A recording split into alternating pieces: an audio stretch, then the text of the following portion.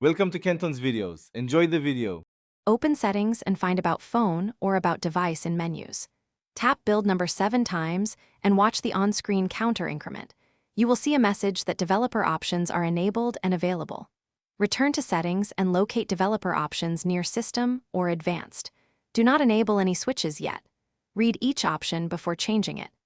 This step prepares your device for USB debugging and advanced tools used for development and troubleshooting.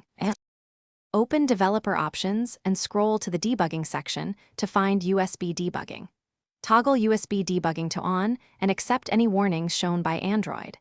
When you connect your device to a computer, confirm the Allow USB debugging prompt on the phone. Review the computer RSA key fingerprint before accepting to ensure the connection is trusted. Use a quality USB cable that supports data transfer rather than charge-only cables. This enables ADB commands between your computer and phone for development. Install Android platform tools on your computer to use the ADB command line. Verify the computer RSA fingerprint on the phone before trusting a connection. Use a DB devices to confirm your device is connected and authorized. Run a DB install app to sideload an application, or a DB logcat to capture logs for debugging. You can revoke USB debugging authorizations in developer options to remove trusted computers. Keep USB debugging off when not actively developing for better security on your device.